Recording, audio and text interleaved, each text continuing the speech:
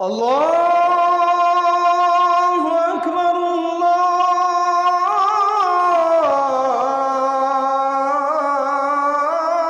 আল্লাহু আকবার।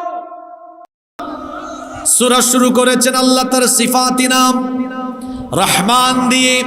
রহমান মানে হচ্ছে তিনি দয়ার সাগর, যার দয়ার কোনো শেষ নাই। আল্লাহ তাআলার দয়া অসীম, তার দয়ার কোনো সীমানা। রহমতকে আল্লাহ তাআলা 100 টুকরা করেছেন। 100 টুকরা করে আল্লাহ এক ভাগ রহমত গোটা সৃষ্টি জগতের মধ্যে ভাগ করে দিয়েছেন। যদি 100 টুকরার মধ্যে আল্লাহ এক টুকরা দেন, বাকি থাকে আরো কত? সেই 99 টুকরা রহমত আল্লাহ তাআলা তার নিজের কাছে রেখে দিয়েছেন। সেই আল্লাহর দয়া কম না বেশি? সে আল্লাহ বলছেন সূরা রহমানের মধ্যে শুধু আল্লাহর দয়ার বর্ণনা হয়েছে। আল্লাহ বলছেন আল্লামাল কোরআন, আমার দয়া হলো আমি তোমাদেরকে কোরআনের শিক্ষা দিয়েছি। খলাকাল ইনসান, আমি মানুষ সৃষ্টি করেছি। তিনি মানুষকে সৃষ্টি করেছেন, শুধু সৃষ্টি করেননি, এরপরে তিনি কি করেছেন? আল্লামাহুল বায়ান, মানুষকে তিনি কথা বলাও শিখিয়েছেন। তাহলে আমাদের এই জবান, এই ভাষা, আমরা যে কথা বলতে পারি, এটাও কার নেয়ামত? আর একটু জোরে বলেন, কার নেয়ামত?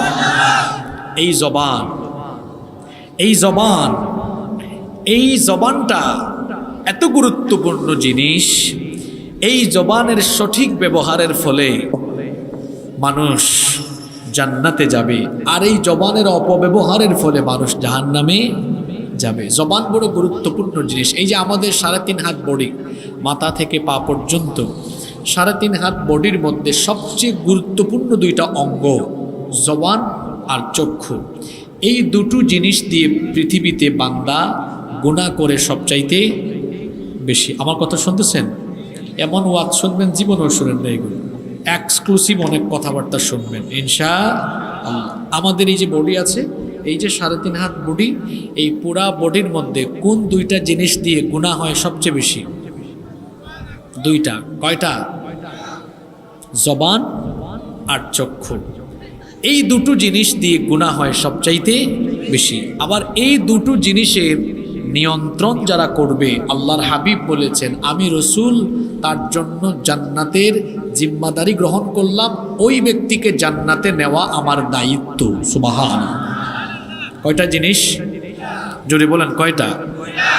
জবান এবং চোখ। এই জবান দিয়ে, মুখের ভাষা দিয়ে মানুষের মন জয় করা যায়। আবার জবান দিয়ে, মুখের ভাষা দিয়ে মানুষ তার বিপদও ডেকে আনতে পারে। যেমন মুখ দিয়ে মানুষের বিপদ কেমনে আসে আপনাদেরকে বলি। আমার দেশ থেকে যে গত 2 মাস আগে এক ফেরাউনের বিদায় হলো, এই ফেরাউনের এই পরিণতি হয়েছে কিন্তু তার জবানের কারণে। আপনারা বলবেন হুজুর এটা কেন বললেন? এই ফেরাউন তার পতন মুখ দিয়ে কেমনে ডেকে আনছে বলি। ছাত্ররা শুরু করেছিল এক আন্দোলন, সেখানে ছাত্রদের আন্দোলনে সে তার জবানের অপব্যবহার করে বলেছে কোটা এটাকে মুক্তিযোদ্ধাদেরকে না দিয়ে আমি কি এই রাজাকারের বাচ্চাদেরকে দিব নাকি? তো যারা আন্দোলন করছে তারা কি রাজাকার? এরা বুঝতে পারলো, বুঝছি তাহলে তো বাংলাদেশে গত 15 বছর রাজাকার রাজাকার যে খেলা চলছে, আমরা বুঝতে পেরেছি তাদের বিরুদ্ধে যেই যাবে সেই রাজাকার হয়ে যাবে। গত 15 বছর যেটাকে তারা রাষ্ট্রীয় গালি বানিয়েছে, ছাত্ররা কি করলো? এটাকে ন্যাশনাল ব্র্যান্ডে রূপান্তর করলো। ঢাকা বিশ্ববিদ্যালয়ে তারা মিছিল বের করলো, তুমি কে আমি কে। যেটা ছিল গালি সেটা হয়ে গেল একটা ব্র্যান্ড। একটা কি হয়ে গেল? ব্র্যান্ড। এখন এই ফেরাউন দেখলো, হায় রে হায়। এই ফেরাউনের আশপাশের লোকরাও বলেছে যে ম্যাডাম এটা আপনি না বললেই ভালো হতো, এটা বইলাই তো বিপদটা ডাইকে আনছেন। পরে এমন বিপদ হয়েছে, এই ছাত্রদেরকে কত তুচ্ছ তাচ্ছিল্য করে কথা বলেছে, এবং সে তার জবানের অপব্যবহার কন্টিনিউয়াসলি করতো। দেখেন নাই? বলতো এটা আমার বাবার দেশ, আমি পালাবো না, অথচ কাউকে কিছু না বলেই হঠাৎ করে চোরের মতো পালিয়ে গিয়েছে। ভালো মানুষ পালায় না, পালানো এটা চোরের অভ্যাস, পালানো ডাকাতের অভ্যাস। আর তারা যে চোর এটা বাংলাদেশের মানুষ বুঝে ফেলেছে। এই জাতির ঘাড়ে যে পরিমাণ ঋণের বোঝা চাপিয়ে দেওয়া হয়েছে তার চাইতে বেশি পরিমাণ টাকা তারা চুরি ডাকাতি করে দেশের বাইরে পাচার করেছে। দেখেন ভাই, উনি নিজেই বলেছেন আমার বাসার পিয়ন ছিল কত কোটি টাকার মালিক। ও রাজশাহীর মানুষ জানে কত কোটি টাকার মালিক, কি ছাড়া চলে না। তাহলে আপনার আশেপাশে আপনি কাদেরকে লালন পালন করেছেন গো? আপনার আশেপাশে যারা ছিল সবগুলা চোর বাটপাড়া ডাকাত ছিল। জবানের অপব্যবহার মানুষের পতনও ডেকে আনে। আবার জবানের সঠিক ব্যবহারের ফলে একজন মানুষ দুনিয়ায় সম্মানিত হতে পারে, আখিরাতেও সম্মানিত হতে পারে। ইন্না মিনাল বায়ানি লা সিহরা, কারো কারো বয়ানে, কারো কারো কথায় জাদুর প্রভাব আছে। এই বাংলাদেশে একজন কথার জাদুকর ছিলেন, বিশ্ববরেণ্য মুফাসসিরে কোরআন আল্লামা দেলাওয়ার হোসেন সাঈদ রাহিমাহুল্লাহ। তিনি তার জবান দিয়ে সুন্দর ভাষায় মানুষের সামনে আল্লাহর কোরআনের দাওয়াত পেশ করে গোটা বিশ্বের অগণন মানুষের হৃদয়ে তিনি স্থান দখল করে নিয়েছেন। দুইজনের উদাহরণ দিলাম, একজন জবানের কারণে ঠেকছে, আরেকজন জবানের সৌন্দর্যের কারণে মানুষের কাছে সমাদৃত হয়েছে। সুবহানাল্লাহ। তাহলে বোঝা গেল জবান এটা বড় গুরুত্বপূর্ণ জিনিস, খুবই গুরুত্বপূর্ণ জিনিস। এই জন্য তিরমিজি, ইবনে মাজাহ এবং মুসনাদে আহমদের ভেতরে হাদিস বর্ণিত হয়েছে। হাদিসের বর্ণনাকারী সাহাবী হচ্ছেন সবচাইতে বেশি হাদিস বর্ণনাকারী সাহাবী সাইয়্যিদুল মুহাদ্দিসিন আবু হুরায়রা রাদিয়াল্লাহু আনহু। তিনি বলছেন সুইলা রাসূলুল্লাহি, মহব্বতে আমরা বলি সাল্লাল্লাহু আলাইহি ওয়াসাল্লাম, আন আকসারি মা ইউদখিলুন নাসাল জান্নাহ। রাসূল করিম সাল্লাল্লাহু আলাইহি ওয়াসাল্লামকে জিজ্ঞেস করা হলো, ওগো আল্লাহর রাসূল, কোন জিনিসের সর্বাধিক সংখ্যক মানুষ জান্নাতে প্রবেশ করবে? আল্লাহর নবী বললেন, দুটো জিনিসের কারণে মানুষ সবচাইতে বেশি জান্নাতে প্রবেশ করবে। এক নাম্বার হচ্ছে তাকওয়াল্লাহ, আল্লাহর ভয়। দুই নাম্বার হচ্ছে হুসনুল খুলুক, উত্তম চরিত্র। এখানে একটার সাথে আরেকটার সম্পর্ক আছে। আল্লাহর ভয় ছাড়া কোনো মানুষের চরিত্র কখনো উত্তম হতে পারে। আল্লাহর নবী বললেন, আল্লাহ ভীতির মাধ্যমে যারা উত্তম চরিত্র লালন করবে, উত্তম চরিত্র গঠন করবে, তাদেরকে রব্বুল আলামিন কিয়ামতের দিন জান্নাত দান করবেন। আল্লাহর নবীকে জিজ্ঞেস করা হলো, তাহলে এখন বলেন ওয়াসুইলা আন আকসারি মা ইউদখিলুন নাসান নার, কোন জিনিসের কারণে মানুষ সবচাইতে বেশি জাহান্নামে যাবে? আল্লাহর নবী বললেন, দুটো জিনিসের অপব্যবহারের কারণে সবচাইতে বেশি সংখ্যক মানুষ জাহান্নামে যাবে। একটা হচ্ছে আলফাম, মুখ, মানুষের এই জিহবা, এই জবান। দুই নাম্বার হলো ওয়াল ফারাজ, লজ্জাস্থান। এই দুটো জিনিসের কারণে মানুষ সবচাইতে বেশি জাহান্নামে যাবে। যারা জবানের অপব্যবহার করবে আর যারা লজ্জাস্থানের অপব্যবহার করবে। জবানের অপব্যবহার হয় মুখ দিয়ে, আর লজ্জাস্থানের অপব্যবহারের সূচনা হয় চক্ষু দিয়ে। কারণ চক্ষুকে বলা হয় হৃদয়ের আয়না। চক্ষু দিয়ে দেখে তারপরে খারাপ জিনিস চিন্তা করে, এরপরে তার লজ্জাস্থানকে অবৈধ রাস্তায় ব্যবহার করে। এজন্য এই দুটো জিনিস, একটা হচ্ছে জবান, আরেকটা হচ্ছে লজ্জাস্থান। এই দুটো জিনিসের অপব্যবহার করবে যারা, জাহান্নামী হবে তারা। আবার এই দুটো জিনিসকে নিয়ন্ত্রণ করবে যারা, আল্লাহর নবী তাদের জন্য জান্নাতের জিম্মাদার হয়ে যাবেন। যেমনটি বুখারীর হাদিসে এসেছে, আল্লাহর নবী বলেছেন, মাইয়াদমাল্লি মা বাইনা লাহিয়াইহি ওয়া মা বাইনা রিজলাইহি আদমানু লাহুল জান্নাহ। আল্লাহর নবী বলেছেন, যে ব্যক্তি তার দু চোয়ালের মধ্যবর্তী জায়গা অর্থাৎ জিহবা আর দু উরুর মধ্যবর্তী জায়গা অর্থাৎ লজ্জাস্থান, এই দুটো জিনিসের জিম্মাদারি যারা গ্রহণ করবে, আমি নবী কিয়ামতের দিন তাদের জন্য জান্নাতের জিম্মাদার হয়ে যাব। কয়টা জিনিস? মুখ আর লজ্জাস্থান, মুখ আর লজ্জা। এটা জবান ঠিক করতে হবে। মুআদ ইবনে জাবাল রাদিয়াল্লাহু আনহু, নবীজির একজন সাহাবী এসে বললেন, ইয়া রাসূলুল্লাহ, আমরা বলি সাল্লাল্লাহু আলাইহি ওয়াসাল্লাম, আমরা জবান দিয়ে যা বলি আল্লাহ কি এর হিসেব নেবেন? আল্লাহর নবী বললেন, মুআদ কি বলছো তুমি? আল্লাহর নবী তখন এই জিহ্বাটাকে ধরে বললেন, এটাকে সংযত করো, কারণ এর অপব্যবহারকারীদেরকে কিয়ামতের দিন উপুর করে টেনে হিচড়ে জাহান্নামে নিক্ষেপ করা হবে। নাউযু বিল্লাহি মিন যালিক। দেখুন জবানের অপব্যবহার কি করে আমরা সবাই করি, আজকে কয়েকটা নমুনা দেখাই। বেশিরভাগ কথা আমাদের সাথে কমন পড়বে। নাম্বার 1, 1 নাম্বার, জবানের অপব্যবহার হয় এই জবান দিয়ে প্রতিনিয়ত মিথ্যা বলার কারণে। মিথ্যাবাদী মানুষ আমাদের সমাজে নাই। জোরে বলেন, মিথ্যা বলে মানুষ হাত পা দিয়ে না জবান দিয়ে? জোরে বলেন, কি দিয়ে? মিথ্যা বলা কি মুমিনের স্বভাব হতে পারে?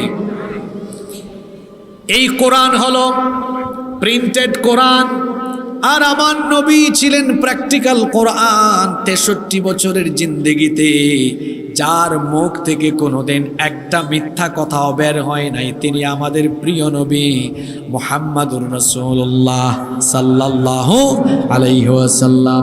সেই নবীর উম্মত আমরা, অথচ দুঃখের ব্যাপার হলো সেই নবীর উম্মত সকাল সন্ধ্যা মিথ্যার উপর দিয়ে আছে। ফোন এসেছে, বলল দোস্ত তুই কোথায়? আছে বাড়িতে, বলে আমি গাড়িতে। এই রকম মিথ্যা বলার স্বভাব আছে না নাই? শুধু নিজেই মিথ্যা বলে না, মাঝে মাঝে কিছু মানুষকে এমনও পাওয়া যায় তার সন্তানদেরকেও সে মিথ্যা শেখায়। একজন লোকের কাছে টাকা পেত একজন, এখন টাকা পয়সা দেয় না, সামনেও আসে না। একদিন তার বাড়িতে চলে গেল, বাড়িতে গিয়ে দরজায় নক করলো। দরজায় নক করার পরে ওই লোক দরজার ফাঁক দিয়ে দেখলো অমুক ভাই এসেছে যে আমার কাছে টাকা পায়। এবার পড়ার টেবিলে তার ছেলেকে এসে বলতেছে, বাবা যাও দরজা খুলে তোমার চাচাকে বলো, তোমার চাচাকে বলো আব্বা এখন বাড়িতে আসে না। এরকম এই যে মিথ্যা বলে, জবানের অপব্যবহার করে, মিথ্যা বলা এত মারাত্মক স্বভাব। মিথ্যা বলার কুফল হলো 2টা। জোরে বলেন কয়টা? 1 নাম্বার কুফল হলো যে ব্যক্তি মিথ্যা বলে, মিথ্যা বলার কারণে রহমতের ফেরেশতা তার সঙ্গ ত্যাগ করে। তিরমিজি শরীফের হাদিস, আল্লাহর নবী বলেছেন, ইযা কাযাবাল আবদু তাবাআদা আনহুল মালাকু মিলাম মিন্নাতনি মা জাআ বিহি। আল্লাহর নবী বলেছেন, যখন কোনো ব্যক্তি মিথ্যা কথা বলে তখন রহমতের ফেরেশতা তাকে ছেড়ে 1 মাইল দূরে চলে যায়। তাহলে যেই ব্যক্তির সাথে রহমতের ফেরেশতা থাকে না, ওই ব্যক্তির সাথে থাকে কে? আরো জোরে বলেন কে? তাহলে আমরা এই হাদিস থেকে যেটা বুঝতে পারলাম, মিথ্যাবাদী যারা শয়তানের বন্ধু হলো তারা। এবার বলেন তো দেখি, মিথ্যাবাদী যারা কার বন্ধু? তারা না আমরা কি শয়তানের বন্ধু হতে চাই নাকি? মিথ্যা বলা ছেড়ে দিতে হবে। মিথ্যা বলার 1 নম্বর কুফল হলো যে ব্যক্তি মিথ্যা বলে সে ব্যক্তি শয়তানের বন্ধু হয়ে যায়। মিথ্যা বলার 2 নম্বর কুফল হলো মিথ্যা বললে ঈমান থাকে না, ওই ব্যক্তি মুনাফিক হয়ে যায়। মিথ্যা বললে কি থাকে না? এখন আমার দেশে বহু মানুষের নাম আছে ঈমান আলী, কিন্তু মিথ্যা বলার কারণে তার ঈমান। আমার দেশে বহু মানুষের নামের সাথে কামের কোনো মিল। নাম হলো ফজর আলী, কিন্তু ঘুম থেকে উঠে দুপুর 12টার সময় ফজরের নামাজ আদায় করে না। নাম হলো জোহর আলী, কিন্তু জোহরের নামাজ আদায় করে না। নাম হলো রমজান আলী, কিন্তু রমজান মাসে দুপুরবেলা গাঁজা খায়। নাম হলো কুরবান আলী, সামর্থ্য আছে কুরবানি দেয় না। ঠিক তেমনিভাবে অনেক মানুষের নাম আছে ঈমান আলী, কিন্তু কথায় কথায় মিথ্যা বলার কারণে ঈমান আলীর ঈমান নাই, মুনাফিক হয়ে গিয়েছে। মুনাফিকরা কি মুমিনের অন্তর্ভুক্ত নাকি? কথা বলেন। আল্লাহর সৃষ্টির মধ্যে সবচেয়ে খারাপ মানুষ কারা? যারা বললেন না তাদের সন্দেহ আছে? মানুষের মধ্যে সবচেয়ে খারাপ কারা? মুনাফিকরা ফেরাউনের চেয়ে খারাপ, নমরুদের চেয়েও খারাপ। কারণ ফেরাউন নমরুদ থাকবে জাহান্নামের মোটামুটি উপরে, আর মুনাফিক থাকবে জাহান্নামের তলদেশে। আর মুনাফিক মুসলমান ছাড়া অন্য কোথাও দেখা। কেউ যদি বলে হুজুর আমি হিন্দু দেখব, কোথায় যাব? এই রাজশাহীতেই হিন্দু ভাই বোনেরা আছে। কেউ যদি বলে প্রচুর পরিমাণ হিন্দু দেখব, কোথায় যাব? পাশের দেশ আছে, সেখানে যান। অনেক হিন্দু ভাই বোনদেরকে দেখতে পাবেন। কেউ যদি বলে হুজুর আমি খ্রিস্টান দেখব, তো আপনি আমেরিকায় যান, ইংল্যান্ডে যান। কেউ যদি বলে আমি বৌদ্ধ দেখব, তো আপনি মিয়ানমারে যান, চীনে যান। কেউ যদি বলে আমি ইহুদি দেখব, কোথায় যাব? আপনি ইসরায়েলে যান। কেউ যদি বলে হুজুর আমি মুনাফিক দেখব, কোথায় যাব? বাংলাদেশে লাগবে না গো ভাই, এই সরকার পাড়া বিরোধী পাড়া সব জায়গায় যেখানে মুসলমান আছে, মুসলমানের লেবাস ধরে মুনাফিক লুকিয়ে আছে। কি সুন্দর নাম দিয়েছেন আপনাদের এলাকার, সরকার পাড়া। এখানে কি বিরোধী পাড়া আছে নাকি? একটা বিরোধী পাড়া বানাই দেন আপনারা। আপনারা তো সরকারি দলের মানুষ, নাম দিয়েছেন সরকার পাড়া। একটা বিরোধী পাড়া থাকলে ভালো হইতো না? না থাকলে ভালো হইতো না, কারণ আমাদের দেশের মানুষ আবার সরকারি দল আর বিরোধী দলের গুতাগুতি আছে না নাই? যারা সরকারে থাকে বিরোধী দলকে দেখতেই পারে না, রাস্তায় উঠলেই পিটাইয়া সাইজ করে ফেলে, ঠিক কিনা? এটা ঠিক নয়, সহিষ্ণুতা থাকা দরকার। আল্লাহ বুঝার তৌফিক দান করেন। বলছিলাম মিথ্যা বলার কুফল কয়টা বলেছি? জোরে বলেন। 1 নাম্বার, মিথ্যা বললে কার ফ্রেন্ড? আপনারা কি শয়তানের ফ্রেন্ড হতে চান নাকি? 2 নাম্বার, মিথ্যা বললে কি হয়ে যায়? মুনাফিক হয়। কি হয়? ঈমান থাকে না, মুনাফিক হয়। এখন আপনি বলবেন হুজুর সে যে মুনাফিক হয় এটা দলিলটা কোথায়? মুনাফিকের নামে আল্লাহ কোরআনে একটা সূরা দিয়েছেন, সেই সূরার নাম হলো সূরাতুল মুনাফিকুন। ওই সূরার প্রথম আয়াতে আল্লাহ তাআলা মুনাফিকদের স্বভাবের কথা বলেছেন। কান লাগায় শোনেন, আল্লাহ তাআলা বলছেন ইদা জাআকাল মুনাফিকুনা ক্বালু নাশহাদু ইন্নাকা লারাসূলুল্লাহ ওয়াল্লাহু ইয়ালামু ইন্নাকা লারাসূলুহু ওয়াল্লাহু ইয়াশহাদু ইন্নাল মুনাফিকিনা লাকাযিবুন। আল্লাহ তাআলা বলছেন, ও নবী, যখন মুনাফিকেরা আপনার কাছে আসে তারা বলে আমরা সাক্ষ্য দিচ্ছি আপনি আল্লাহর রাসূল। আপনি তাদেরকে বলে দিন আল্লাহ জানেন আপনি আল্লাহর রাসূল। আপনি তাদেরকে বলেন ওয়াল্লাহু ইয়াশহাদু ইন্নাল মুনাফিকিনা লাকাযিবুন। আপনি এই লোকদেরকে বলেন আল্লাহ সাক্ষী দিচ্ছেন নিশ্চয়ই মুনাফিকের স্বভাব হলো এরা হলো লাকাযিবুন, মিথ্যাবাদী। তাহলে মুনাফিকের স্বভাব হলো এরা যখন কথা বলে কথার ফাঁকে ফাঁকে কি বলে? আল্লাহর নবী বলেছেন আয়াতুল মুনাফিকি সালাসুন, মুনাফিকের আলামত হলো 3টা। ইদা হাদ্দাসা কাযাবা, যখন কথা বলে মিথ্যা বলে। ওয়া ইদা ওয়াদা আখলাফা, ওয়াদা করলে ওয়াদা ভঙ্গ করে। ওয়া ইদা তুমিনা খানা, আর যখন তার কাছে আমানত রাখা হয় আমানতের খেয়ানত করে। এই যে মুনাফিকের স্বভাব আছে তার মধ্যে তার একটা স্বভাব হলো মুনাফিক তার জবানকে নিয়ন্ত্রণ করতে পারে না, বরং মুনাফিক তার জবানের অপব্যবহার করে, কথা বলার ফাঁকে ফাঁকে মাঝে মাঝে কি বলে। এখন বলেন তো আমরা কি মুনাফিক বেঈমান না মোমেন? মোমেন যদি হতে চাই তাহলে আমাদেরকে জবানের অপব্যবহার করে মিথ্যা বলা ছাড়ার দরকার আছে না নাই? পয়েন্টগুলো মনে রাখবেন তো।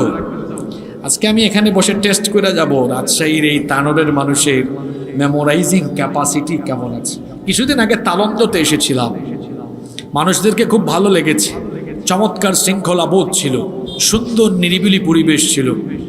আমি প্রায় 2 ঘন্টা কথা বলেছি, কোনো আওয়াজ পাই নাই, নীরব চুপচাপ থেকে মানুষ শুনেছে। তাদের কথা আমার মনে থাকবে আজীবন। আপনারা প্রথমবার মনে হয় মাহফিলের আয়োজন করেছেন, পোস্টারে প্রথম লেখা আগামী বছর থেকে পরিবেশকে সুন্দর রাখার চেষ্টা করবেন ইনশাআল্লাহ। আর এখানে কিছু শ্রোতা এসেছে, ওই যে ক্লাসে কিছু দুর্বল ছাত্র থাকে না, এরা এদিক ওদিক তাকায়, পরীক্ষায় ফেল করে। আর কিছু ছাত্র অ্যাক্টিভ, শুনে। এখানে 2 ক্যাটাগরিরই আছে, তারা মোটরসাইকেল দেখে, তারা মানুষ দেখে।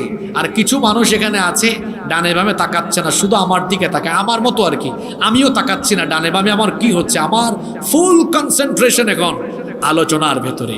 আপনি আলোচনা থেকে কিছু নিতে হলে এর ভেতরে ঢুকতে হবে, বাইরে থাকলে হবে না। আপনি কি ভাবছেন আমি গল্প শুরু করে দিয়েছি? না, প্রথম থেকে আমার আলোচনাই চলছে। আমি বলছি জবানের অপব্যবহার মানুষ কিভাবে করে। এক, এটা দিয়ে কি বলে? মিথ্যা বলে। দুই, এই জবান দিয়ে মানুষ গীবত করে। গীবত করার মধ্য দিয়ে তার জবানকে নাপাক বানায় ফেলে। গীবতখোর মানুষ তো এই রাজশাহীতে নাই। জি, সব আল্লাহর ওলি নাকি এখানে? আল্লাহর নবী সাহাবীদেরকে জিজ্ঞেস করলেন, আতাদরুনা মাল গীবাহ, তোমরা কি জানো গীবত কি? সাহাবীদের মধ্যে বিনয় ছিল বেশি, তারা কোনো জিনিস জানলেও বলতেন আল্লাহু ওয়া রাসূলুহু আলাম, সব চাইতে ভালো জানেন আল্লাহ এবং আল্লাহর রাসূল। আল্লাহ রাসূলের সাহাবীরা যখন এই কথা বললেন, নবীজি তখন বললেন, গীবত হলো যিকরুকা আখাকা বিমা ইয়াকরাহু, তুমি তোমার ভাইয়ের ব্যাপারে এমন কিছু বলবে যেটা শুনলে সে অপছন্দ করবে। সাহাবী জিজ্ঞেস করলেন, আফারাআইতা ইন কানা ফি আখি মা আকুল, যদি আমার ভাইয়ের মধ্যে এমন কিছু আছে যেটা আছে সেটাই যদি বলি তাহলে কি হবে? আল্লাহর নবী বললেন, ইন কানা ফিহি মা তাকুলু ফাকাদ ইকতাবতাহু, যদি তোমার ভাইয়ের মধ্যে যা আছে সেটা তুমি বলে বেড়াও, যেটা শুনলে সে কষ্ট পাবে, তাহলে তুমি তার গীবত করলে। আর তুমি এমন কিছু যদি বলো যেটা তার মধ্যে নাই, এমন কিছু যদি বলো তাহলে তুমি তাকে অপবাদ দিলে। যদি থাকে তাহলে গীবত, না থাকলে হবে অপবাদ। এখন বলেন তো, গীবত আর অপবাদ দুটাই ভালো না খারাপ? এই দুই দুষ্ট গুণে অনেকেই গুণান্বিত হয়ে পড়েছে। আল্লাহর নবী হযরত আবু যার গিফারি রাদিয়াল্লাহু আনহুকে বললেন, ইয়া আবা যার, হে আবু যার, ইয়াকা ওয়াল গীবা, গীবতের ব্যাপারে সাবধান হও। ফা ইন্নাল গীবাতা আশাদ্দু মিনাজ জিনা, কারণ গীবত হলো জিনার চাইতে মারাত্মক গুনাহ। গীবত কিসের চাইতে মারাত্মক? সাহাবী জিজ্ঞেস করলেন, ওয়ালিমা যাকা ইয়া রাসূলুল্লাহ, আমরা বলি সাল্লাল্লাহু আলাইহি ওয়াসাল্লাম, এটা কি করে হলো জিনার চাইতে গীবত এত মারাত্মক কেন? আল্লাহর নবী তখন বললেন, কোন ব্যক্তি জিনা করে যদি আল্লাহর কাছে তওবা করে আল্লাহ তাকে মাফ করে দিতে পারেন, কিন্তু কোনো ব্যক্তি যদি গীবত করে আল্লাহর কাছে মাফ চায়, আল্লাহ ওই গীবতখোর লোকটাকে মাফ করবেন না যতক্ষণ যার গীবত গিয়েছে ওই লোকটা তারে মাফ করবে না যতক্ষণ আল্লাহও তারে মাফ করবে না ততক্ষণ। কারণ গীবতের মাধ্যমে সে বান্দার হক নষ্ট করেছে। কিসের হক নষ্ট করেছে? এই জন্য আল্লাহ তাআলা নিষেধ করেছেন, খবরদার তোমরা মানুষের গীবত করো না। ওয়ালা ইয়াগতাব বা'দুকুম বা'দা আইয়ুহিব্বু আহাদুকুম আন ইয়াকুলা লাহমা আখিহি মাইতান ফাকারিতুমু ওয়াত্তাকুল্লাহ ইন্নাল্লাহা তাওয়াবুর রহিম। আল্লাহ তাআলা বললেন, ওয়ালা ইয়াগতাব বা'দুকুম বা'দা, একে অপরের গীবত করো না। তোমরা কি তোমাদের মরা ভাইয়ের গোশত খাওয়া পছন্দ করবে নাকি? গীবতকে আল্লাহ তাআলা মরা ভাইয়ের গোশত খাওয়ার সাথে তুলনা করেছেন। গীবত করা মানে হলো মরা মানুষের গোশত খাওয়া। গীবত করা মানে হলো মরা মানুষের গোশত খাওয়া। এবার বলেন তো দেখি, গীবত মানুষ হাত পা দিয়ে করে না জবান দিয়ে করে? জোরে বলেন। একটা জবান দিয়ে গুনাহের ফ্যাক্টরি কামাই করে ফেলছেন আপনি। গুনাহের ফ্যাক্টরি গুনাহের কারখানা বানাচ্ছেন। কয়টা জিনিস দিয়া? এক বলেছি মিথ্যা, দুই বললাম গীবত, তিন বললাম চুগলখুরি। দেখবেন অনেক মানুষ আছে এই জবান দিয়ে চুগলখুরি করে বেড়ায়। অবশ্য চুগলখুর এই রাজশাহীতে নাই। তো চুগলখুর না থাকলে একজনের সাথে আরেকজনের পেশ লাগলো কেমনে? চুগলখুররা একজনের কথা আরেকজনের কাছে লাগায়, একজনের কথা আরেকজনের কাছে লাগায়। আর এই ক্ষেত্রে এই দুষ্ট গুণে পুরুষের চাইতে নারীরা অনেক বেশি এগিয়ে আছে। কারণ দেখা যায় অনেক সংসার নষ্ট হয়ে গিয়েছে, মনোমালিন্য, সৌহার্দ্যপূর্ণ পরিবেশ শেষ হয়ে যায় যখন একই পরিবারে দুই ভাই তিন ভাই থাকে। দুই তিন ভাই যখন বিয়ে শাদী করে ফেলে, এই দুই তিন ভাইয়ের বউরা মিলে দেখা যায় তাদের স্বামীর কানে তারা বিভিন্ন ধরনের আজে বাজে কথা কিংবা একজনের কথা আরেকজনের কাছে লাগায় দেয়, দেখা যায় সুন্দর সংসার নিমিষেই শেষ হয়ে যায়। এরকম আছে না নাই? আল্লাহর নবী বলেছেন চুগলখোর কোনোদিনও আল্লাহর জান্নাতে প্রবেশ করতে পারবে। এই জবান দিয়ে মানুষ চুগলখুরি করছে। আবার দেখুন 4 নাম্বার, এই জবান দিয়ে মানুষ অশ্লীল ভাষায় গালিগালাজ করে, অশ্লীল ভাষায় গালিগালাজ করে এমন স্বভাবের মানুষ আমাদের সমাজে আছে না নাই? আল্লাহর নবী বলেছেন সিবাবুল মুসলিমি ফুসুকুন ওয়া কিতালুহু কুফরুন। কোন মুসলমানকে গালি দেওয়া এটা হলো পাপাচার, এটা হলো ফুসুক। আর কাউকে হত্যা করা হলো কুফরি। যে ব্যক্তি কোনো মোমেনকে গালি দেয়, মুসলমানকে গালি দেয়, সেই ব্যক্তি স্পষ্ট পাপাচারের মধ্যে নিমজ্জিত হয়ে যায়। এই যে মানুষ গালিগালাজ করে, কি দিয়ে করে? আরো জোরে বলেন। জিনিস কয়টা? পাপের সংখ্যা, পাপের সংখ্যা 5 নাম্বার। এই জবান দিয়ে অনেক মানুষ আছে দ্বিমুখী কথা বলে, এক এক জায়গায় এক এক কথা বলে। দেখবেন যেখানে যায় ওই রকম সুযোগ বুঝে বুঝে কথা বলে। দেখা যাবে মাহফিলে এসে ইসলামের পক্ষে কথা বলবে, আবার কনসার্টে গিয়ে নাচ গানের পক্ষে কথা বলবে। তাহলে জবান একটা, কিন্তু কথা বলল এক রকম না 2 রকম। এইরকম সে তার জবানের অপব্যবহার করছে। 6 নম্বর, এই জবান দিয়ে বহু মানুষকে কষ্ট দিচ্ছে। গালিগালাজ শুধু নয়, কষ্ট দিচ্ছে, কষ্টদায়ক কথা বলছে। আল্লাহ রসুলের এক সাহাবী নবীজিকে বললেন, একজন লোক নামাজ রোজা ইবাদত বন্দেগী সবই ঠিকঠাক মতো করে, কিন্তু সে তার জবান দিয়ে তার প্রতিবেশীকে আঘাত করে। আল্লাহ নবী বললেন তার নামাজ রোজা, তার সকল ইবাদত বন্দেগী, সকল আমল বরবাদ হয়ে যাবে। তার কারণ সে তার জবান দিয়ে প্রতিবেশীকে কষ্ট দিয়েছে। জবান দিয়ে কোনো মানুষকে কখনো কষ্ট দেওয়া যাবে। 7 নম্বর, এই জবান দিয়ে অনেকেই অনুমান নির্ভর কথা বলে। অনুমান করে করে কথা বলা এটা আমাদের অনেকের স্বভাব। আমরা অনেক জিনিস কনফার্ম না হয়ে, নিশ্চিত না হয়ে সেটা আমরা বলে বেড়াই।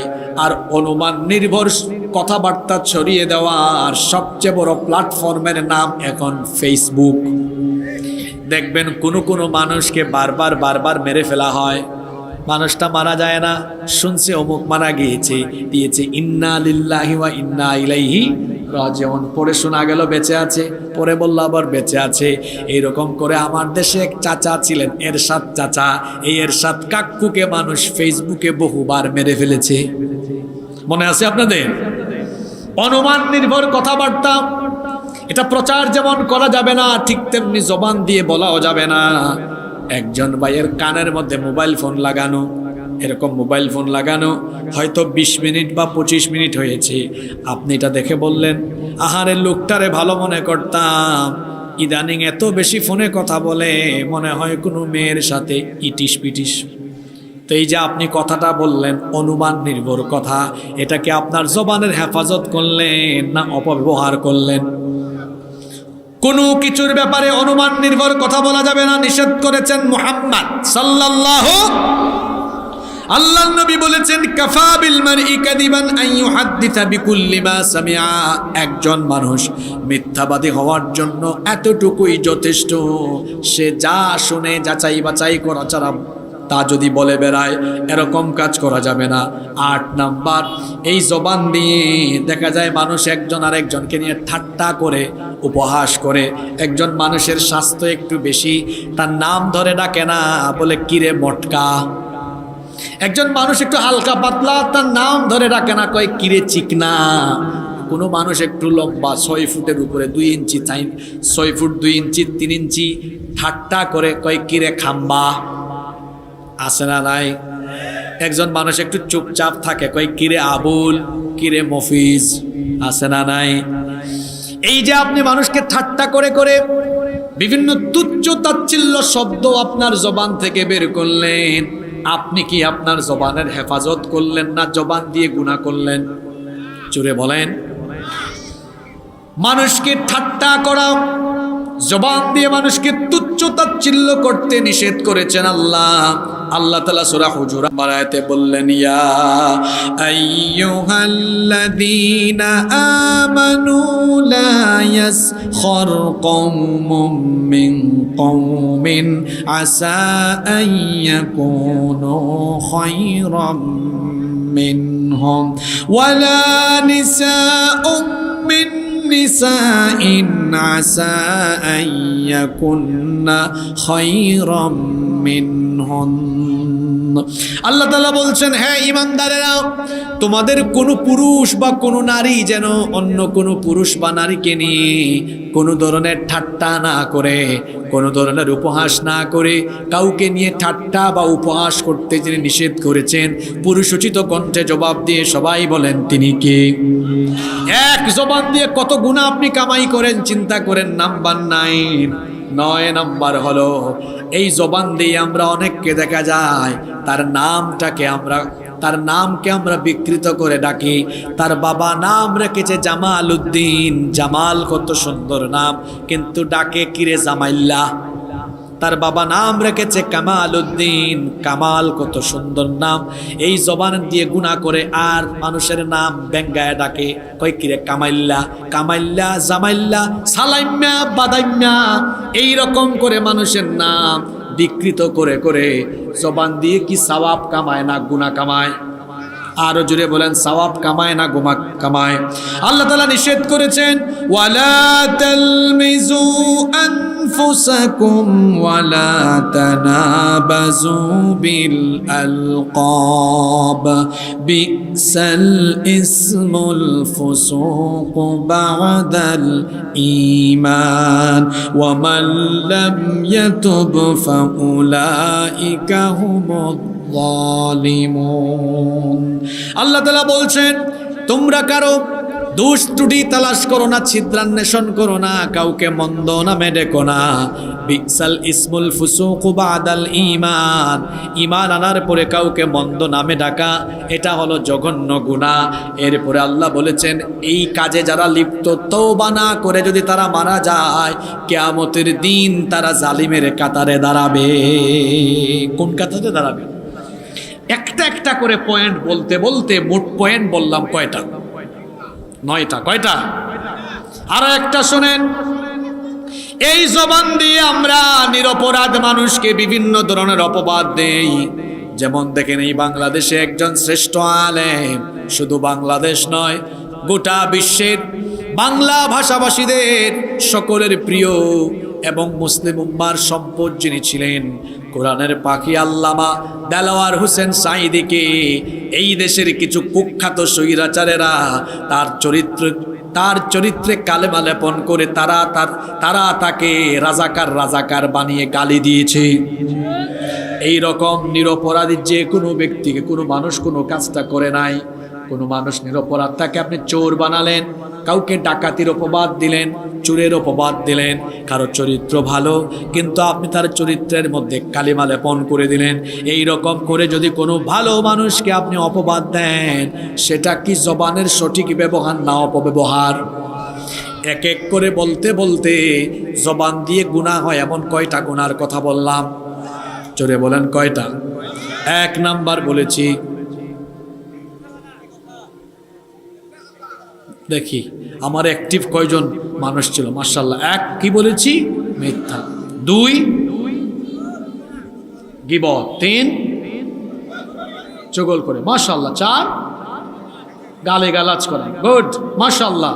5 কটু ভাষায় কথা বলা, মাশাআল্লাহ। 6 দ্বিমুখী নীতি বা দ্বিমুখী কথা বলা। 7 মাশাআল্লাহ। এখান থেকে কে জবাব দেয়? আবু সাইদ ভাই আমাকে এগিয়ে আনছে। হাসি যেমন সুন্দর, কনসেন্ট্রেশনও সুন্দর, আল্লাহ আখলাককেও সুন্দর করে দেন। 8 নাম্বার, এই দেখেন আমার একজন অ্যাক্টিভ শ্রোতা পেয়েছে, গুড, নোট করে রেখেছে। আমিও নোট করে কথা বলি, দেখেছেন? লক্ষ লক্ষ টাকা খরচ করে মানুষ মাহফিলের আয়োজন করবে, অহেতুক কোনো কথা বলা যাবে না, অহেতুক কিছু শোনাও যাবে না। 8 9 কি বললাম আবু সাইদ ভাই? দেখছেন এত শ্রোতা, হাজার হাজার মানুষ, কিন্তু আকৃষ্ট করছে কয়জন? আমার ছাত্র জীবনের একটা কথা মনে পড়ল। আমি সব সময় ফার্স্ট বেঞ্চে বসার চেষ্টা করতাম। কেন? যতজন উস্তাদ ক্লাসে আসবেন সবার আগে যেন আমার দিকে চোখ যায়। এবং আমি যখনই যে মাদ্রাসায়, যে ইউনিভার্সিটিতে পড়েছি, আমার মূল কনসেন্ট্রেশন থাকতো সব টিচাররা যেন আমার প্রতি আকৃষ্ট থাকে, অর্থাৎ এসে যেন আমার দিকে আগে চোখ যায়। আর আমি বেশি বেশি ক্লাসে জবাব দিতাম, প্রশ্ন করলে উত্তর দিতাম, এতে করে আমার উস্তাদদের সুনজর আমার দিকে আসবে। মাহফিলে যদি কোনো শ্রোতা বক্তাকে তার দিকে আকৃষ্ট করাতে পারে, সে সফল শ্রোতা। সে কি শ্রোতা? এতগুলা মানুষ, কিন্তু চক্ষু গেল কার দিকে? আবু সাইদ ভাইয়ের দিকে। নামও মুখস্থ করে ফেলেছে, আসার সময় দেখা হয়েছে।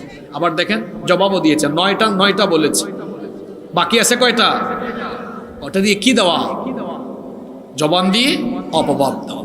এবার বললাম জবান দিয়ে গুনাহ কামাই করার কথা, সওয়াব কামানো যায় জবান দিয়ে, এরকমও কিছু পদ্ধতি আছে না? আছে কিনা? পয়েন্ট বলবো আরো কয়েকটা, মুখস্থ করতে পারবেন? এই জবান দিয়ে আপনি চাইলে 24 ঘন্টা, আপনি চাইলে 24টা ঘন্টা নেকি আর নেকি কামাই করতে পারবেন। নাম্বার 1, 1 নাম্বার উপায় হলো, যার সাথে দেখা হয়েছে কালামের আগে হবে সালাম। সালাম একটা লাভজনক আমল। কেউ যদি সালাম দেয় আসসালামু আলাইকুম, এতটুকু যদি বলে আমলনামায় 10 নেকি। কেউ যদি বলে আসসালামু আলাইকুম ওয়া রাহমাতুল্লাহ, 20টা নেকি। কেউ যদি আসসালামু আলাইকুম ওয়া রাহমাতুল্লাহি ওয়া বারাকাতুহু পর্যন্ত বাড়িয়ে দেয়, আমলনামায় 30টা নেকি আল্লাহ দান করে দিবেন। কত নেকি? তাহলে ডেইলি যদি 100 জন মানুষকে সালাম দেন 3000 নেকি হয়ে যাবে। সুবহানাল্লাহ পড়তে ইচ্ছে করে না? এজন্য মানুষকে সালাম দিবেন। কি দিবেন? সালাম। এখন যুবকেরা সালাম দেয় না, কয় হাই। কি বলে? হাই। সালাম নাই, দেখা হলে বলে গুড মর্নিং। আপনি সালাম না দিয়ে এগুলো বললে মাঝে মাঝে বিপদেও পড়তে পারেন। কিরকম? মনে করেন কোনো একজন ভাই সকালবেলা বউয়ের সাথে ঝগড়া করেছে, মন খারাপ, গিয়ে বলতেছেন গুড মর্নিং। তার মন এমনি খারাপ, আপনি যদি বলেন গুড মর্নিং, বলবে আয়, কান আমার হাতের কাছে, কান বরাবর মারবো একদম। কিন্তু যতই মন খারাপ থাকুক, যদি গিয়ে বলেন আসসালামু আলাইকুম, রাগ করবে না, জবাব দিবে। হ্যাঁ, সালামের 4টা ফায়দা আছে। কয়টা ফায়দা? 1 নাম্বার, সালাম দিলে আল্লাহর তরফ থেকে শান্তি আসে, শান্তি নাজিল হয়, সুবহানাল্লাহ। 2 নাম্বার, সালামের মাধ্যমে বরকত বাড়ে, বরকত শব্দটাই তো সালামে আছে। 3 নাম্বার, সালামের মাধ্যমে ভালোবাসা বাড়ে। 4 নাম্বার, সালামের মাধ্যমে দোয়া বিনিময় হয়। সালাম এটা একটা দোয়া, সালাম এটা। তাহলে আপনি চাইলে জবান দিয়ে সারাদিন সওয়াব কামাতে পারবেন। 1 নাম্বার, আমরা মানুষকে পেলে কি দিব? এই সালামটা শুদ্ধ করে পারেন তো সবাই? দেখি সবাই আমাকে একটা সালাম দেন। মাশাআল্লাহ, ওয়ালাইকুম আসসালাম ওয়া রাহমাতুল্লাহি ওয়া বারাকাতুহু। আপনারা ভাবিয়েন না হুজুর কায়দা করে এতগুলা সালাম একসাথে নিয়ে ফেলছে। আসলে ব্যাপারটি হলো আমরা সালামের তালিম, প্রশিক্ষণ নিয়ে নিলাম। কারণ অনেকে আছে সালাম দিতে পারে না সুন্দর করে, না দেয় সুন্দর করে দেয় না। সালাম আলাইকুম, আসসালাম আলাইকুম। মহিলারা কত স্টাইল করে দেয়, আসসালাম আলাইকুম। এটা কি সালাম হলো? জোরে বলেন। আবার কেউ কেউ বলে সালাম আলাইকুম, ইন্না লিল্লাহি ওয়া ইন্না ইলাইহি রাজিউন। সাম শব্দের অর্থ হলো মৃত্যু। সাম শব্দের অর্থ, আসসালামু আলাইকুম মানে আপনার উপরে শান্তি বর্ষিত হোক, আর সালাম আলাইকুম মানে তুই মরি যা। এখন সে কি দোয়া করলো না বদদুয়া করলো? তাহলে শুদ্ধ করে সালাম দিতে হবে। আপনারা দিলেন, আমি আরেকবার দিয়ে দিই, আসসালামু আলাইকুম ওয়া রাহমাতুল্লাহি ওয়া বারাকাতুহু। এই যে আমরা সালাম দিলাম, ফায়দা হয়েছে কয়টা? 4টা। কয়টা? সওয়াব পাইলাম, শান্তি নাজিল হইল, বরকত নাজিল হইল, আমরা উভয়ের জন্য দোয়া করলাম। 4 নাম্বার, ভালোবাসা বেড়ে গেল, সুবহানাল্লাহ। তাইলে জবান দিয়ে সারাদিন আমরা সওয়াব কামাতে পারবো। 1, মানুষের সাথে সাক্ষাৎ হয়েছে সালামের আগে, কালামের আগে। আজকের ক্যামেরাম্যানও মনোযোগী, দেখছেন? আমার একটু স্লিপ অফ টাং হয়েছে, ঠিক করে দিয়েছে। এদেরকে বলে অ্যাক্টিভ শ্রোতা। একটু স্লিপ অফ টাং হয়ে গেছে আর কি, বলে ফেলছে সালামের আগে, ও ঠিক করে দিয়েছে। না হুজুর, কালামের আগে। মাশাআল্লাহ, কালামের আগে কি হবে? সালাম। সালাম দিবেন তো? বাড়িতে গিয়ে ভাবিকে সালাম দিবেন। অনেকে বলে হুজুর আমি কেন দেব, এটা আমার বউ না, বউ আমাকে সালাম দিবে না। সালাম আপনি গিয়ে আপনার স্ত্রীকে দেন, রাগ করে থাকলেও দেখবেন স্বামী স্ত্রীর মধ্যে ভেজাল লাগলে সালাম দিয়েন। একটু রাগারাগি হয়েছে না, গিয়ে বলবেন আসসালামু আলাইকুম, দেখবেন মুচকি এসে সালামের উত্তর দিয়ে দিয়ে বলে আসো, সব রাগ অভিমান ভুলে যাবে। তবে একবার আমাকে এক ভাই বলছে হুজুর আমি বিপদে পড়ছি, আমার বউকে সালাম দিয়া। বললাম ভাই কি হয়েছে? আমি তো বাসায় গেলাম, গিয়ে কলিং বেল চাপলাম, আমার বউ দরজা খুললো, আমি বললাম আসসালামু আলাইকুম, বউ সালামের উত্তর দেয় না, বলে কি আমাকে তুমি চিনো না তাই না, ঢং করো আমার সাথে। অর্থাৎ আমাদের দেশের অনেক নারীরা ভেবেছে না আমার হাজব্যান্ড আমাকে কেন সালাম দিবে না। সালাম আমরা উভয়কে দিতে পারবো, কোনো অসুবিধা। ঘরে ঢুকলেই কি দিতে হয়? ঘরে ঢুকলেই আপনারা সালাম দিবেন তো? এক। দুই, আমরা আমাদের এই জবান দিয়ে সারাদিন কিভাবে নেকি কামাই করতে পারবো দেখেন। আপনি এই জবানের সঠিক ব্যবহার করবেন, কথা বলার সময় মাপঝোঁক করে কথা বলবেন, অহেতুক কথা বলবেন। আপনাদের কথা কি বলতাম, আমাদের দেশে অনেক বক্তা নামের তক্তা বের হয়েছে, এরা মাহফিলে তাদের জবান ঠিক রাখতে পারে না। এমনও কিছু বক্তা বাংলাদেশে আছে, এদের ওয়াজ এদের কথাবার্তা পরিবারের সবাই মিলে শোনা যায় না। আছে না এরকম? আছে। আপনাদের এই অঞ্চলেও আছে এরকম, সকল অঞ্চলেই আছে এরকম। এমন এমন নাপাক কথা বলে, এমন এমন আজে বাজে কথা বলে যা একজন আলেমের সাথে মানায় না। কথা বলার সময় সাবধানে বলতে হবে, কারণ প্রতিটি কথা রেকর্ড হয় কার হুকুমে? মা ইয়ালফিযু মিন কওলিন ইল্লা লাদাইহি রাকীবুন আতীদ। মানুষের জবান থেকে এমন কোনো কথা বের হয় না যেটা রেকর্ড করা হয় না। সুতরাং যেহেতু আমার আপনার কথা রেকর্ড হচ্ছে, সেজন্যে কথা বলার সময় আমরা সচেতন হব, এতে করে আমাদের জবানের সঠিক ব্যবহার হবে ইনশাআল্লাহ। তিন, কথা বলার সময় উত্তম কথা বলতে হবে, অনুত্তম কথা ছেড়ে দিতে হবে। ওয়াকুলু লিন-নাসি হুসনা, সূরা বাকারার ৮৩ নম্বর আয়াত। আল্লাহ তাআলা বলছেন তোমরা উত্তম কথা বলো, সুন্দর কথা বলো। কথা বলার সময় উত্তম কথা বলবেন, সুন্দর কথাগুলো বলবেন, অসুন্দর, অশুভ, অমার্জিত শব্দ, অমার্জিত কথাবার্তা ত্যাগ করবেন। ৪ নাম্বার হলো কথা বলার সময় অহেতুক কথা, ফালতু কথা ত্যাগ করতে হবে। কারণ আল্লাহ তাআলা বলেছেন ক্বাদ আফলাহাল মুমিনুনাল্লাযীনা হুম আন সালাতিহিম খাশিউন। ক্বাদ আফলাহাল মুমিনুনাল্লাযীনা হুম ফি সালাতিহিম خاشعون والذين هم عن اللغو معرضون. Successful indeed are the believers, those who avoid vain talk. সফল কাম হচ্ছে সেই সকল মোমেনরা যারা অনর্থক কথা বলা থেকে নিজেকে সংযত রাখে। অনর্থক কোনো কথা বলা যাবে। তারপরে আসুন ৫ নম্বর, কথা বলার সময় গাধার মতো চিৎকার দিয়ে দিয়ে কথা বলা যাবে না। লুকমান হাকিম তার ছেলেকে কত সুন্দর নসিহত করলেন। ওয়াকসুদ ফি মাশয়িকা ওয়াগদুদ মিন সাউতিকা ইন্না আনকারাল আসওয়াতি লাসাউতুল হামির। তিনি বললেন আমার কলিজার টুকরা ছেলে শোনো, তুমি মধ্যম পন্থা অবলম্বন করবে, চলাফেরায় ভারসাম্য অবলম্বন করো, কণ্ঠটাকে নিচু করো, গলার আওয়াজ নিচু করো। কারণ যারা কর্কশ ভাষায় কথা বলে তারা গাধার স্বরে কথা বলে। এই জন্য কথা বলার সময় গলাটাকে রাখতে হবে নিচু, সংযত হয়ে কথা বলতে হবে।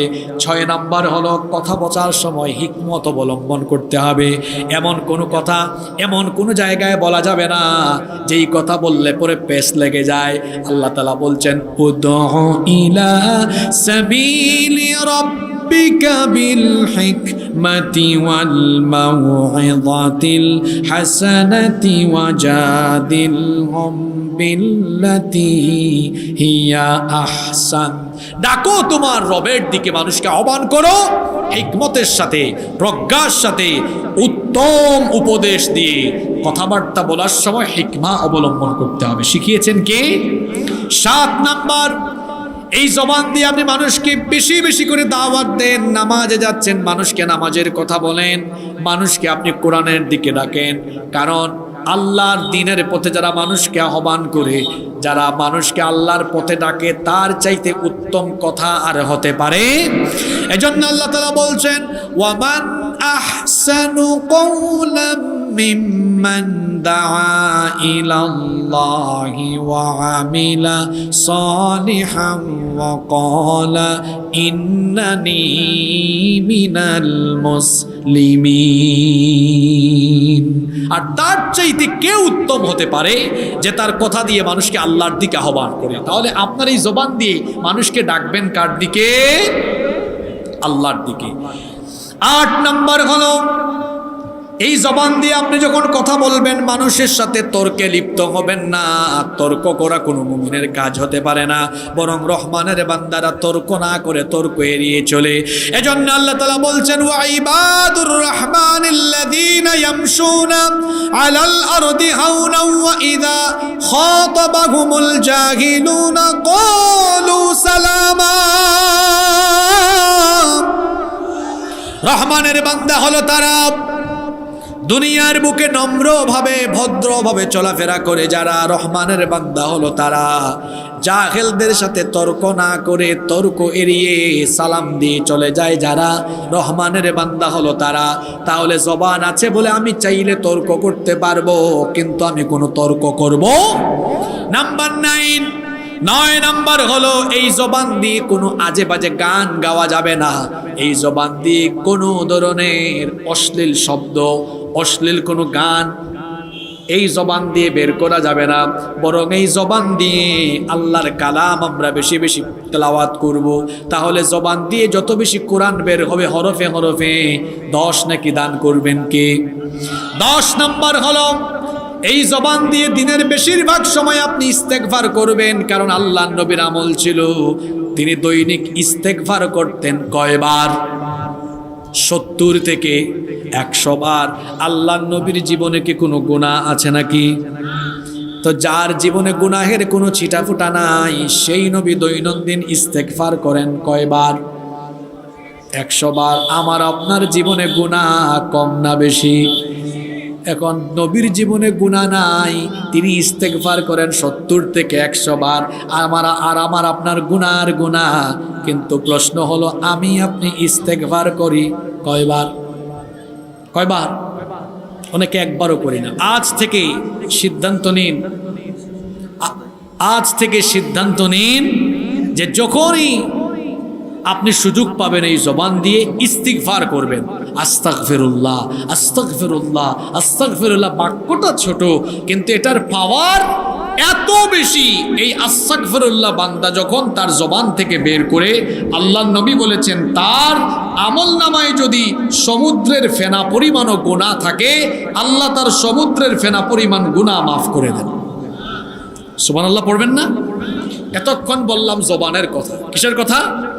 প্রথম 10টা পয়েন্ট বলেছি জবানের অপব্যবহার কেমনে হয়। পরে 10টা পয়েন্ট বললাম সঠিক ব্যবহার চাইলে কিভাবে করতে পারবেন। আমি ভূমিকায় বলেছিলাম মানুষের শরীরের যে অঙ্গগুলো আছে তার মধ্যে 2টা অঙ্গ দিয়ে গুনাহ হয় বেশি। এক হলো জবান, আরেকটা বলেছিলাম। এজন্য কোরআন হাদিসে এই 2 অঙ্গের হেফাজতের কথা বলা হয়েছে সবচাইতে বেশি। আপনারা কি আমাকে 10-15 মিনিট সুযোগ দিবেন? তাইলে আমি চোখের কথা বলবো। চক্ষু আল্লাহর নেয়ামত, কত বড় নেয়ামত, সুবহানাল্লাহ। এই চক্ষু না থাকলে আমরা কিছুই দেখতে পারতাম। আর চোখের ডিজাইনটা কত সুন্দর দেখেন না। মানুষের চক্ষু যত সুন্দর, পৃথিবীর অন্য কোনো প্রাণীর চক্ষু এত সুন্দর নয়। কত সুন্দর করে আল্লাহ এই চক্ষুটা দিয়েছেন। চোখকে যেন সুন্দর লাগে। চোখের উপরে আবার কি আছে? ব্রু আছে। এই ব্রু না থাকলে তো মানুষকে দেখতে শিলা মুরগির মতো লাগতো। চোখের উপর আল্লাহ ব্রু দিয়েছেন। তারপরে প্রোটেকশনের জন্য কি চমৎকার ব্যবস্থাপনা। চক্ষুকে আল্লাহ যদি গরুর মতো মাথার দুই দিকে, এদিকে একটা এদিকে আরেকটা দিতেন, তো ফুটবল খেলতে গেলে চোখের অবস্থা শেষ হয়ে যেত। এজন্য চক্ষুকে আল্লাহ তাআলা কপালের নিচে দিয়ে এর উপর আবার হাড্ডিও দিয়েছেন, যেন হুচট খেয়ে পড়লে চোখের কোনো ক্ষতি না হয়। আমার আপনার চোখের কত পাওয়ার! চক্ষু বন্ধ করলে সব অন্ধকার দেখা যায়, খুললে সব দেখা যায়। আর এত পাওয়ার! এই ক্যামেরাগুলো আমার সামনে যে আছে, এগুলোতে কত মেগাপিক্সেল আছে আমি জানি না। হ্যাঁ, ধরলাম 100-150, এর উপরে হওয়ার কথা না। কিন্তু মানুষের চোখের মধ্যে আজকের চিকিৎসা বিজ্ঞানীরা বলেছেন গবেষণা করে, মানুষের চোখে আল্লাহ তাআলা 576 মেগাপিক্সেল দান করেছেন। কত ধুলাবালি প্রতিনিয়ত চোখের ভেতর ঢুকছে, আমরা অন্ধ হয়ে যাই না কেন? চোখের ভেতরে তরল পানি আল্লাহ দিয়েছেন, আমাদের চোখের পাপড়ি পড়ে পিট পিট পিট পিট করে। বিজ্ঞানীরা বলেছেন মানুষ প্রতি মিনিটে তার চক্ষুকে পিট পিট করে 10 থেকে অন্তত কমপক্ষে 10 থেকে 12 বার পিট পিট পিট পিট, বুঝেন তো আপনারা? 10 থেকে 12 বার এই যে পলক ফেলছে, এর মাধ্যমে কি হচ্ছে? ওই যে তরল পানিগুলো দিয়ে সকল ধরনের দূষিত জিনিসগুলোকে আল্লাহ তাআলা রিফ্রেশ করার ব্যবস্থা করে দিয়েছেন। সুবহানাল্লাহ। ইমাম কুরতুবী রাহিমাহুল্লাহ বলছেন, চক্ষু হলো হৃদয়ের আয়না। চক্ষু কিসের আয়না? হৃদয়ের আয়না। এটা দেখে, এটা কি করে? ক্যামেরার কাজ করে দেখে, দেখার পরে এটা অন্তর দিয়ে ধারণ করে বা এটা চিন্তা করে। এই চক্ষুকে যে ব্যক্তি নিয়ন্ত্রণ করতে পারবে না, সে যৌনতার সাগরে হাবুডুবু খাবে, অশ্লীলতা, বেহায়াপনা, নোংরামির সাগরে হাবুডুবু খেয়ে তার চরিত্র একেবারে নষ্ট হয়ে যাবে। এই চোখের যে ব্যক্তি হেফাজত করতে পারবে, সেই ব্যক্তির চরিত্র সুন্দর হয়ে যাবে। আজকের এই 21 শতাব্দীর জাহেলিয়াতের যুগে চোখের হেফাজত করা এটা বড় চ্যালেঞ্জের ব্যাপার। কারণ একটু চক্ষু খুললেই দেখবেন রাস্তাঘাটে অশ্লীল, নগ্ন, অর্ধনগ্ন বিভিন্ন ছবি দিয়ে বিজ্ঞাপন। টেলিভিশনের সামনে বসবেন, সেখানে উলঙ্গ, অর্ধ উলঙ্গ নারী। রাস্তাঘাটে বের হবেন, বেপর্দা নারী। একটু মোবাইল ফোন হাতে নেবেন, একটা ইউটিউবে একটা ওয়াজ শুনতেছেন, দেখবেন ওই ওয়াজের ভিডিওর নিচে আরও 2-3টা আজে বাজে ভিডিও অ্যাড চলে আসে। পত্রিকা হাতে নেবেন, সেখানে বিনোদন পাতা, ম্যাগাজিন, পত্রিকা হাতে নেবেন, সেখানে উলঙ্গ, অর্ধ উলঙ্গ নারীদের ছবি। মোট কথা 21 শতাব্দীর এই জাহেলি যুগে মানুষ তার চক্ষুকে হেফাজত করতে পারা এটা বড় বিরাট চ্যালেঞ্জের ব্যাপার, বিরাট চ্যালেঞ্জের ব্যাপার। আর যুবকদের জন্য এটা মহা চ্যালেঞ্জ, মহা চ্যালেঞ্জ। আজকে যুবকদের চরিত্র নষ্ট হওয়ার পেছনে তাদের চোখের অপব্যবহার সবচেয়ে বেশি দায়ী। চক্ষু অপব্যবহারের ফলে জবানের অপব্যবহার হয়। কারণ এই চক্ষু দিয়ে আজে বাজে জিনিস দেখে, তারপরে এটা জবান দিয়ে বলে, জবান দিয়ে প্রকাশ করে, আগে চক্ষু দিয়ে দেখে। এই চক্ষুটা হলো হৃদয়ের দরজা, হৃদয়ের দরজা। এটা দিয়ে দেখে, দেখার পরে হৃদয়ে এটা নাড়া দেয়, তারপরে জবান দিয়ে বলে, এরপরে সে করে, এরপরে সে খারাপ কাজ করে। এজন্য চোখের অপব্যবহার থেকে যদি কোনো যুবক তাকে সেভ করতে পারে, ওই যুবকের চরিত্র সুন্দর হয়ে যাবে ইনশাআল্লাহ। দেখেন চোখের হেফাজত থেকেই কিভাবে, চোখের অপব্যবহার থেকেই কিভাবে চরিত্র নষ্ট হতে পারে। এই যে মোবাইল ফোন হাতে নিল, সে চাইলে সারাদিন তার এই চক্ষু দিয়ে বিভিন্ন আজে বাজে জিনিস দেখার সুযোগ আছে না নাই? কথা বলেন, আছে না নাই? আছে। পুরুষ হোক, নারী হোক, যেই হোক, তার এই চোখের অপব্যবহার সে যদি বন্ধ করতে না পারে, তাহলে তার চরিত্র কখনো সুন্দর বানাতে পারবে না। এই চক্ষু হেফাজত করার কয়েকটা উপকারিতা বল, শুনবেন তো আপনারা। 1 নাম্বার, যারা চোখের হেফাজত করে তারা আল্লাহর বাধ্যগত গোলাম। এরা আল্লাহর বাধ্যগত গোলাম। কারণ চোখের হেফাজত করতে হবে, পুরুষ হোক নারী হোক উভয়কে চোখের হেফাজত করার কথা যিনি বলেছেন, গলার আওয়াজ বড় করে সবাই বলেন তিনি কি? সূরা নূরের মধ্যে আল্লাহ পুরুষ এবং নারীকে একই কথা বলেছেন। আগে পুরুষকে বলেছেন কুল্লিল মুমিনিনা ইয়াগুদ্দু মিন আবসারিহিম ওয়া ইয়াহফাযু ফুরুজাহুম, নারীদের ব্যাপারে পরের আয়াতে বলেছেন ওয়া কুল্লিল মুমিনাতি ইয়াগুদ্দুনা মিন আবসারিহিন্না ওয়া ইয়াহফাযনা ফুরুজাহুন্না। ও নবী, আপনি মুমিন পুরুষ এবং মুমিন নারীদেরকে বলে দিন তারা যেন তাদের চক্ষুকে নিম্নগামী রাখে, চোখের যেন হেফাজত করে, পরনারীর দিকে কিংবা পরপুরুষের দিকে তারা যেন চক্ষু না দেয়। এই আদেশটা কার? তাহলে যে ব্যক্তি আল্লাহর এই হুকুম মানলো সে কি আল্লাহর বাধ্যগত গোলাম না অবাধ্যগত গোলাম? এখন বলেন দেখি, আপনারা কি আল্লাহর বাধ্যগত গোলাম হতে চান না অবাধ্যগত গোলাম হতে চান? বাধ্যগত গোলাম হতে হলে আজকে থেকে চোখের হেফাজত করতে হবে। 2 নম্বর ফায়দা হলো, যারা চোখের হেফাজত করে এদের অন্তর যিনি পবিত্র বানিয়ে দেন, জুড়ে বলেন তিনি কি? আরো জুড়ে বলেন তিনি কি? এজন্য আল্লাহ তাআলা বলছেন তোমরা তোমাদের চোখের হেফাজত করো। চোখের হেফাজতের কথা বলার পরে আল্লাহ তাআলা বললেন যালিকা আজকা লাহুম, এটা হলো তোমাদের জন্য অধিকতর কল্যাণকর, অধিকতর পবিত্রতা। চোখের হেফাজতের মাধ্যমে অন্তর পবিত্র থাকে। যারা চক্ষু দিয়ে আজে বাজে জিনিস দেখে এদের অন্তর নাপাক হয়ে যায়, আজে বাজে জিনিস সবসময় চিন্তা করে। আর যারা চোখের হেফাজত করে এদের অন্তরকে যিনি পবিত্র রেখে দেন, গলার আওয়াজ বড় করে বলেন তিনি কে? 3 নম্বর উপকার হলো, যারা চোখের হেফাজত করবে তারা ঈমানের স্বাদ পাবে। কিসের স্বাদ পাবে? আল্লাহর নবী বলেছেন মা মিন মুসলিমিন ইয়ানজুরু ইলা মাহাসিনি ইমরাআতিন আউওয়ালা মাররাতিন সুম্মা ইয়াগুদ্দু বাসারাহু ইল্লা আহদাথাল্লাহু লাহু ইবাদাতুন ইয়াজিদু হালাওয়াতুহা। আল্লাহর নবী বলেছেন যদি কোনো ব্যক্তি সুন্দরী নারী থেকে তার চক্ষুকে হেফাজত করে, আল্লাহ তাআলা এর পরিবর্তে তাকে ইবাদতের স্বাদ আস্বাদন করার মজা দিবেন। আর এই হাদিসটা কত বাস্তবিক। কিছু মানুষ আছে দেখবেন নামাজে গিয়া কুতানি মারে, নামাজে গিয়েছে, রাজশাহীতে এগুলো নেই তো, আছে না? নামাজ ভালো লাগে না, একটু লম্বা কেরাত হলে মসজিদ কমিটি মিটিংয়ে বসে যায়, হুজুর এত লম্বা কেরাত কেন পড়ে? যারা নামাজে রোজা ইবাদত যে কোনো ইবাদতে মজা পায় না, গিয়ে দেখেন এদের চক্ষু ঠিক নাই, এদের চক্ষু আজে বাজে জিনিসের দিকে চলে যায়, ইবাদতের মজা উঠে যায়, ইবাদতে কোনো মজা থাকে না। আর যারা তাদের চক্ষুকে হেফাজত করতে পারে তারা ইবাদতে মজা পায়। এদেরকেই মজা দান করেন কে? 4 নম্বর, যারা চোখের হেফাজত করবে, অন্য হাদিসে এসেছে আল্লাহর নবী বলেছেন আমি তার জন্য জান্নাতের দায়িত্ব নিয়ে নিই। সুবহানাল্লাহ।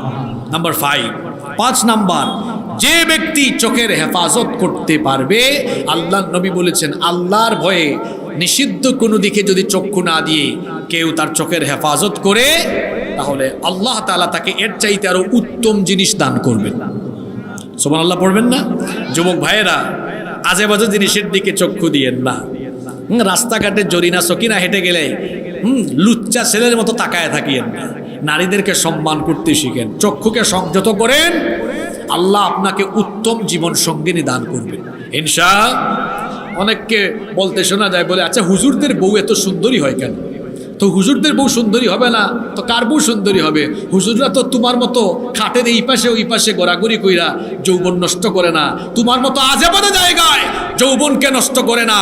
যারা কোরআনের ছাত্র, হাদিসের ছাত্র দেখা যায়, তারা তাদের চক্ষুকে কোরআন হাদিসের দিকেই দিয়ে আছে, মনোনিবেশ করে আছে ইবাদতের দিকে, চোখের হেফাজত করেছে বলেই তো আল্লাহ তাকে উত্তম জিনিস দান করেছে, ঠিক কিনা?